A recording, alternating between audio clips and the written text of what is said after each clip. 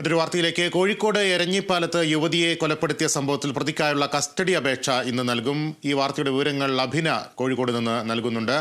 അഭിന, കഴിഞ്ഞ ദിവസം ഇങ്ങനെ ഒരു കസ്റ്റഡി അപേക്ഷ നൽകാനുള്ള നീക്കത്തിൽ നിന്നും അന്വേഷണ സംഘം പിന്മാറിയിരുന്നു. ഇപ്പോൾ ഇന്നത്തെ സാഹചര്യത്തിൽ കസ്റ്റഡി അപേക്ഷ നൽകുമ്പോൾ എന്തൊക്കെയാണ് അന്വേഷണ സംഘം മറ്റ് തുടർ നടപടികളായി സ്വീകരിക്കുക? ലിബീഷ്, കഴിഞ്ഞ 23-നാണ് ഫസീലയെ ഫസ ലോഡ്ജിൽ മരിച്ച നിലയിൽ കാണുന്നത്.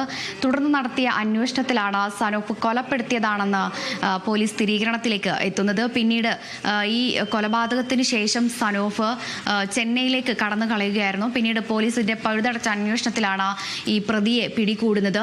ഈ പ്രതിയുടെ മൊഴിയുടെ അടിസ്ഥാനത്തിലാണ് ഈ ഫസീല സനോഫിനെതിരെ മുൻപ് പരാതി നൽകിയിട്ടുണ്ടായിരുന്നു. ഒറ്റപ്പാലത്ത് പീഡന പരാതി ഇയാൾക്കെതിരെ നൽകിയിട്ടുണ്ടായിരുന്നു. ഈ ഒരു പരാതിയുമായി സംബന്ധിച്ച്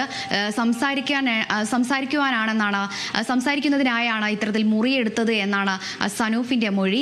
അതുകൂടാതെ തന്നെ ഈ മൊഴിയുടെ അടിസ്ഥാനത്തിലും ഈ ഒരു കൊലപാതകവുമായി സംബന്ധിച്ച് മറ്റാർക്കെങ്കിലും ഇതിൽ പങ്കുണ്ടോ എന്നടക്കമുള്ള കാര്യങ്ങൾ അന്വേഷിക്കുവാനാണ് ഇന്ന് പോലീസ് ഇത്തരത്തിലൊരു കസ്റ്റഡി അപേക്ഷ നൽകുന്നത്.